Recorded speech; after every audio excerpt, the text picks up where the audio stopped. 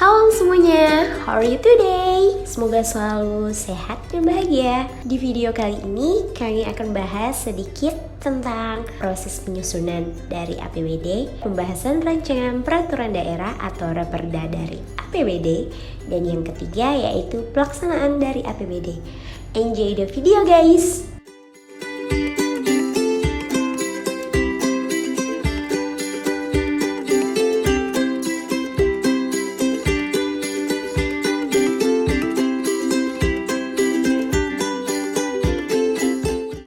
Oke guys, yang pertama kita akan bahas C, proses penyusunan APBD.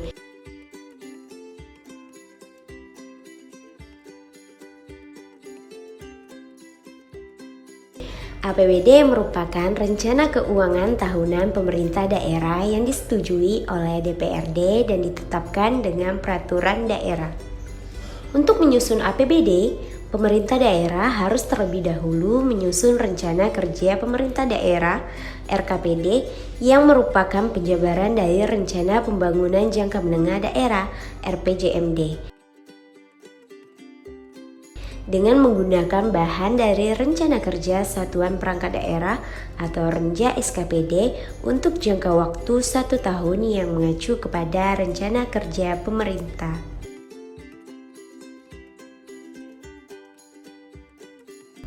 APBD disusun sesuai dengan kebutuhan penyelenggaraan pemerintah dan kemampuan pendapatan daerah. Jadi, penyusunan APBD berpedoman pada rencana kerja pemerintah daerah dalam rangka mewujudkan pelayanan kepada masyarakat demi tercapainya tujuan bernegara. Yang pertama, penyusunan, pembahasan, dan penetapan Nota Kesepahaman Kebijakan Umum APBD atau KUA dan dokumen prioritas dan plafon anggaran sementara atau PPAS. Kepala daerah menyusun rancangan kebijakan umum APBD berdasarkan RKPD dan pedoman penyusunan APBD yang ditetapkan Menteri Dalam Negeri setiap tahunnya. Dalam menyusun rancangan kebijakan umum APBD, Kepala daerah dibantu oleh tim pemerintah daerah yang dikoordinasikan oleh sekretaris daerah. Rancangan kebijakan umum APBD yang telah disusun akan disampaikan oleh sekretaris daerah kepada kepala daerah. Kemudian selanjutnya akan disampaikan kepala daerah kepada DPRD untuk dibahas dalam pembicaraan pendahuluan RAPBD tahun anggaran berikutnya. Kepala daerah menyampaikan rancangan prioritas dan plafon anggaran sementara atau PPAS yang telah disusun kepada DPRD untuk dibahas paling lambat minggu kedua bulan Juli tahun anggaran berjalan. Rancangan PPAS yang telah dibahas selanjutnya akan disepakati menjadi prioritas dan plafon anggaran atau PPA paling lambat akhir bulan Juli tahun anggaran berjalan. Kebijakan umum APBD dan PPA yang telah disepakati masing-masing dituangkan ke dalam nota kesepakatan yang ditandatangani oleh kepala daerah dan pimpinan DPRD.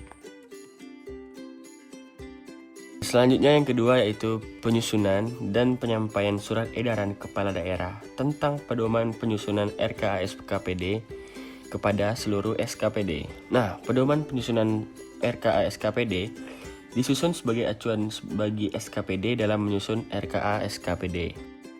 Adapun pedoman penyusunan RKA-SKPD mencakup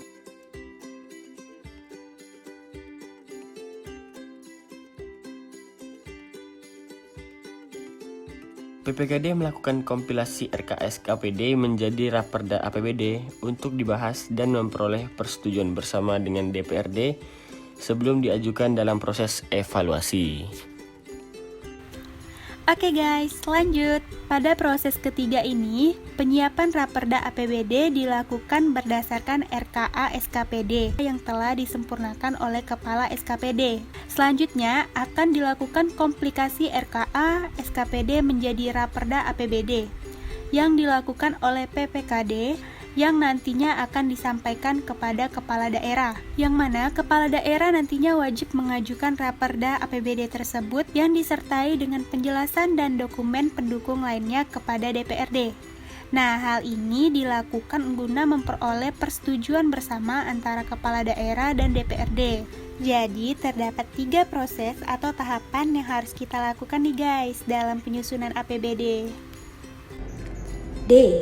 Pembahasan Rancangan Peraturan Daerah Raperda APBD.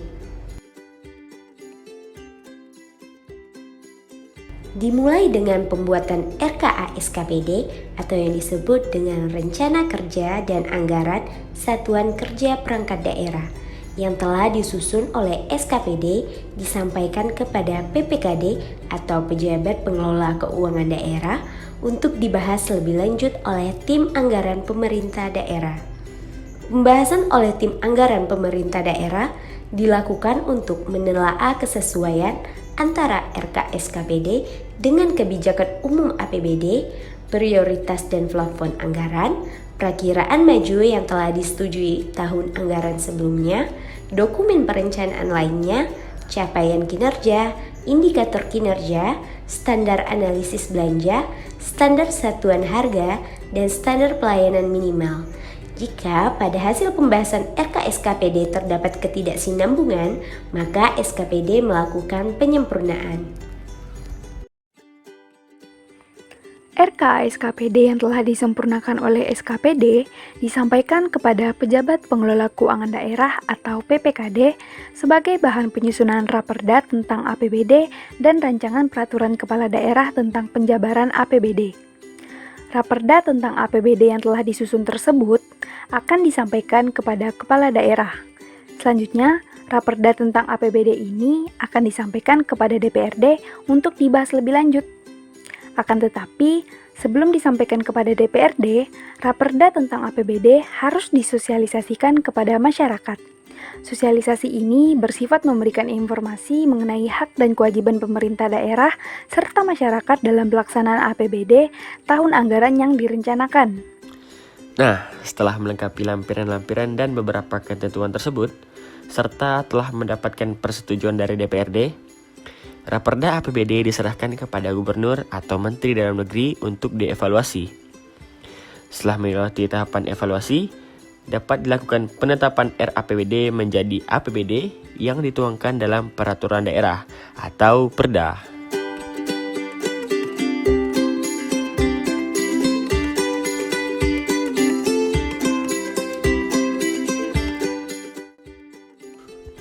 Nah, selanjutnya kita akan membahas tentang pelaksanaan APBD. Pelaksanaan APBD adalah tahap di mana sumber daya digunakan untuk melaksanakan kebijakan anggaran.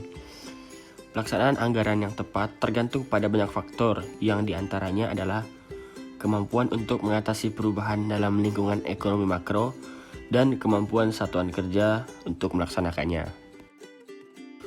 Oke, langkah pertama yaitu melengkapi dokumen pelaksanaan anggaran SKPD. PKD memberitahu kepada semua kepala SKPD melalui surat pemberitahuan untuk menyusun rancangan DPA SKPD, terhitung paling lambat 3 hari setelah APBD disahkan. SKPD menyusun rancangan DPA SKPD berdasarkan surat pemberitahuan Perda APBD tersebut dan PerKDH penjabaran APBD dalam jangka waktu 6 hari.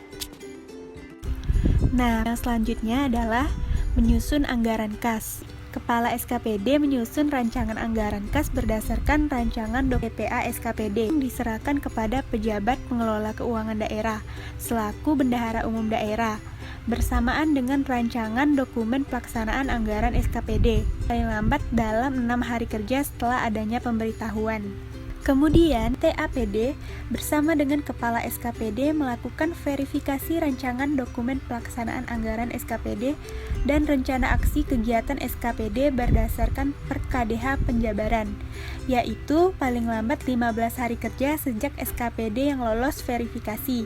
Kemudian nantinya akan disahkan menjadi anggaran kas pemerintah daerah oleh Pejabat Pengelola Keuangan Daerah. 3. Pembuatan Surat Penyedia Dana atau SPD. Surat penyediaan dana dibuat oleh BUD dalam rangka manajemen kas daerah. Manajemen kas adalah kemampuan daerah dalam mengatur jumlah penyediaan dana kas bagi setiap SKPD. Artinya BUD harus mampu memperkirakan kemampuan keuangan Pemda dalam memenuhi kebutuhan dana SKPD. Setelah dibuatnya SPD, Maka tahapan selanjutnya adalah pengajuan surat permintaan pembayaran atau SPP. Berdasarkan SPD atau dokumen lain yang dipersamakan dengan SPD, Bendahara Pengeluaran mengajukan SPP kepada pengguna anggaran atau kuasa pengguna anggaran melalui pejabat penatausahaan keuangan SKPD. SPP diajukan dengan SPD sebagai dasar jumlah yang diminta untuk dibayarkan kepada SKPD. Dalam proses pengajuannya, Bendahara mempersiapkan dokumen-dokumen yang diperlukan sebagai lampiran dalam pengajuan SPP. Nah, selanjutnya yaitu penerbitan surat perintah membayar atau SPM. Secara legal, penerbit SPM adalah otoritas PPA. Dengan demikian, tanda tangan dokumen SPM dilakukan oleh pengguna anggaran yang bersangkutan sebagai sebuah pernyataan penggunaan anggaran di lingkup SKPD-nya. SPM yang telah ditandatangani kemudian diajukan kepada BUD sebagai otoritas yang akan melakukan pencairan dana. Proses penerbitan SPM adalah tahapan dalam penatausahaan pengeluaran yang merupakan tahap lanjutan dari proses pengajuan SPP.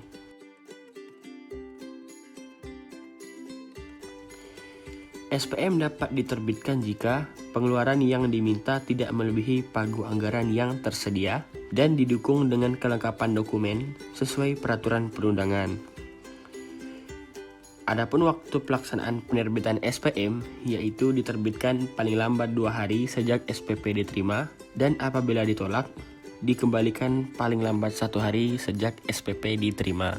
Pelaksanaan APBD yang selanjutnya adalah dilakukan penerbitan surat perintah pencairan dana atau SP2D. SP2D ini adalah surat yang dipergunakan untuk mencairkan dana melalui bank yang ditunjuk setelah SPM diterima oleh Bendahara Umum Daerah. SP2D ini sifatnya spesifik, jadi satu SP2D ini hanya dibuat untuk satu SPM aja ya. SP2D ini juga hanya dapat diterbitkan jika pengeluaran yang diminta tidak melebihi pagu anggaran yang tersedia. Kemudian harus didukung dengan kelengkapan dokumen sesuai peraturan perundang-undangan. Jadi penerbitan SP2D ini diterbitkan paling lambat 2 hari sejak SPM diterima. Kemudian apabila ditolak, maka nantinya akan dikembalikan paling lambat 1 hari sejak diterima SPM. 7. Pelaksanaan belanja. Pelaksanaan belanja yang dilakukan untuk melakukan suatu kegiatan wajib dipertanggungjawabkan oleh PPTK secara tepat waktu. Dalam mempertanggungjawabkan pelaksanaan belanja tersebut, PPTK harus melampirkan dokumen-dokumen pendukung penggunaan anggaran dalam pelaksanaan kegiatan yang terkait. Dokumen penggunaan anggaran diberikan kepada Bendahara Pengeluaran sebagai dasar bagi Bendahara Pengeluaran untuk membuat SPJ atau yang disebut dengan surat pertanggungjawaban. Bendahara berdasarkan dokumen yang diberikan oleh PPTK mencatat pelaksanaan belanja dalam A. Buku kas umum pengeluaran, B. Buku pembantu pengeluaran perincian objek, C. Buku pembantu kas tunai, D. Buku pembantu simpanan bank, E. Buku pembantu panjar, F. Buku pembantu pajak. Nah, langkah yang terakhir adalah membuat surat pertanggungjawaban pengeluaran. Bendahara Pengeluaran secara administratif wajib mempertanggungjawabkan penggunaan atau pergantian atau penambahan UP kepada Kepala SKPD melalui PPK SKPD paling lambat tanggal 10 bulan berikutnya. Dalam mempertanggungjawabkan pengelolaan UP, dokumen laporan pertanggungjawaban yang disampaikan harus mencakup yang pertama, buku kas umum pengeluaran. Yang kedua, ringkasan pengeluaran perincian objek yang disertai dengan bukti-bukti pengeluaran yang sah atas pengeluaran dari setiap rincian objek yang tercantum dalam rangka ringkasan pengeluaran perincian objek yang dimaksud. Yang ketiga, bukti atas penyetoran PPN atau PPh ke kas negara, dan yang terakhir adalah registrasi penutup kas. Selain melakukan pertanggungjawaban administratif, Bendahara juga harus membuat SPJ dan dikirimkan ke BUD dalam rangka pertanggungjawaban fungsional. Oke, demikianlah video yang dapat kami sajikan. Semoga dapat membantu dan bermanfaat ya. Tapi sebelum video ini berakhir, tidak lupa juga nih kami ingatkan agar kalian juga bisa mencari bahan referensi dan sumber lainnya ya, agar informasi yang kalian dapatkan lebih lengkap dan terperinci. Sekian dari kami. See you, bye-bye. Annyeonghaseyo. Sampai jumpa.